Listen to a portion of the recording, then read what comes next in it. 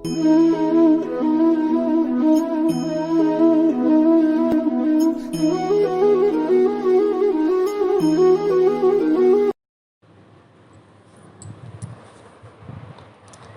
कृष्णा। आज हम श्रावण शुक्ल एकादशी, जिसका नाम पुत्रदा एकादशी है, उसकी कथा का विस्तार करेंगे। ध्यानपूर्वक सुनिए। धर्मराज युधिष्ठिर बोले, हे भगवान, हे मधुसूदन, अब आप मुझे श्रावण मास के शुक्ल पक्ष की एकादशी की कथा सुनाइए। इस एकादशी का क्या नाम है, इसके व्रत करने की विधि क्या है तथा इसका महत्व क्या है, कृपा करके कहिए। श्री कृष्ण जी बोले, हे राजन, इस एकादशी का नाम पुत्रदा है। इसे पवित्रा एकादशी भी कहते हैं। यह पुत्र कामना को पूर्ण करने वाली है, इस कारण इसका नाम पुत्रदा एकादशी प्रसिद्ध है। अब इस संबंध में एक कथा मैं सुनाता हूँ, ध्यानपूर्वक सुनो। द्वापर युग के आरंभ में महिष्मती नाम की एक नगरी थी, जिसमें महीजित नाम का राजा राज्य करता था। पुत्रहीन होने के कारण वह दुखी रहता था, उसको राज्य सुख भी नहीं भाता। राजा महीजित बहुत धर्मात्मा था, लेकिन जिसके संतान न हो उसको यह लोक और परलोक दोनों ही दुखदायक होते हैं। राजा ने पुत्र सुख प्राप्ति के लिए अनेक उपाय किए, परंतु पुत्र की प्राप्ति नहीं हुई। उसके सब उपाय बेकार चले गए। वृद्धावस्था आती देख राजा की चिंता बढ़ने लगी। एक दिन राजा ने नागरिकों और प्रजा के प्रतिनिधियों की एक सभा बुलाई और कहने लगा, हे प्रजाजनों, मैंने इस जन्म में तो कोई पाप नहीं किया और ना ही अन्याय पूर्वक प्रजा से धन एकत्र किया, कोई पाप भी नहीं किया। मैंने कभी देवताओं तथा ब्राह्मणों का धन भी नहीं छीना, किसी दूसरे की धरोहर भी मैंने नहीं ली। हमने हमेशा प्रजा को पुत्र की तरह पाला है और अपराधियों को पुत्र और बांधवों की तरह दंड दिए हैं। मैंने कभी किसी से घृणा नहीं की, सबको समान माना है, सज्जनों की सदा पूजा करता रहा। इस प्रकार राज्य करने पर भी मेरे पुत्र नहीं है। मैं इस समय महा दुख पा रहा हूँ, इसका क्या कारण है, कुछ भी समझ में नहीं आ रहा। राजा को दुखी देखकर सभी को बहुत दुख हुआ। राजा महीजित के मंतव्य को समझ मंत्रीगण तथा राजा के प्रतिनिधि वन में गए। वहां जाकर उन्होंने ऋषि मुनियों के दर्शन किए। उस स्थान पर धर्म के ज्ञाता महातपस्वी परमात्मा में मन लगाए निराहार, जितेंद्रिय, जित क्रोध, सनातन धर्म के गूढ़ तत्वों को जानने वाले महात्मा लोमश को आश्रम में देखा। कल्प के व्यतीत होने पर एक जिनका रोम गिरता था, रोम मतलब बाल शरीर का, उन ऋषि को प्रणाम कर सब उनके सामने बैठ गए। उन लोगों को देखकर मुनि ने पूछा, आप लोग किस कारण आए हैं? सब विनय करने लगे, हे देव, हमारे अहोभाग्य कि आपके दर्शन हुए। इस पर लोमश ऋषि बोले, मैं आप लोगों का हित करूंगा। मेरा जन्म केवल दूसरों के उपकार के लिए ही हुआ है, अतः संकोच मत करो। लोमश ऋषि के ऐसे वचन सुनकर सब बोले, हे महर्षि, आप हमारी बात जानने में ब्रह्मा से भी अधिक समर्थ हैं। आप हमारे संदेह को दूर कीजिए।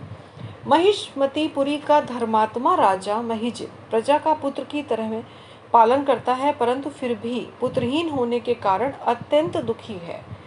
उसके पुत्रहीन होने का क्या कारण है? हम लोग उसकी प्रजा हैं, उनके दुख से दुखी हैं। प्रजा का यह कर्तव्य है कि राजा के सुख में सुख माने और उनके दुख में दुख।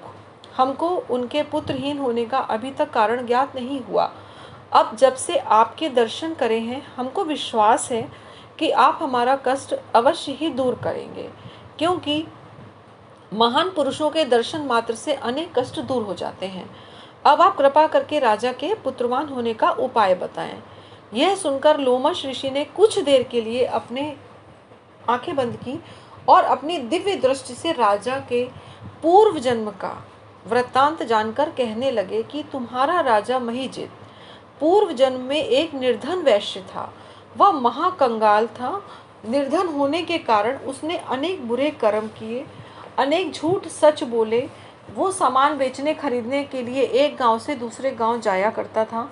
एक दिन ज्येष्ठ मास के शुक्ल पक्ष की एकादशी को उसे कुछ भी खाने पीने को नहीं मिला। द्वादशी के दिन मध्यकाल के समय जबकि वह 2 दिन से भूखा प्यासा था, एक सरोवर पर पानी पीने गया। उस समय उस स्थान पर तत्काल की ब्याही हुई एक प्यासी गाय जल पी रही थी।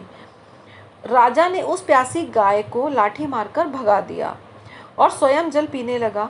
हे ब्राह्मणों, उस महापाप से तुम्हारा राजा इस जन्म में निसंतान हुआ।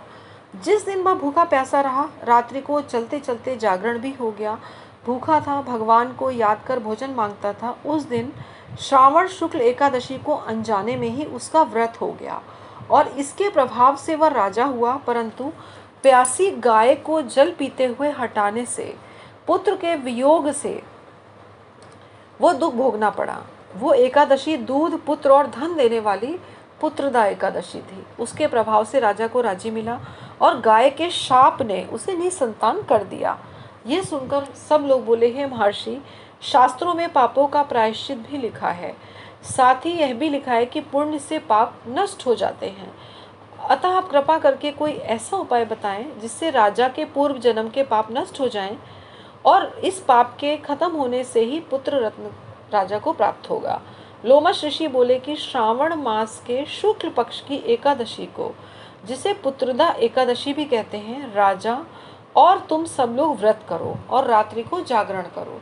विधि विधान से इस एकादशी का व्रत करो और उस व्रत का फल राजा को दे दो, तो तुम्हारे राजा के पूर्व जन्म के सारे पाप नष्ट हो जाएंगे और राजा को पुत्र की प्राप्ति भी हो जाएगी। इस व्रत की विधि यह है, गौ का पूजन करना, उसको मधुर जल और मधुर फलों से प्रसन्न कर द्वादशी के दिन उन्हें पेट भर के लड्डू, पूड़ी इत्यादि का भोग लगाना, उनका आशीर्वाद और पुत्रदा एकादशी का महत्व एक समान है।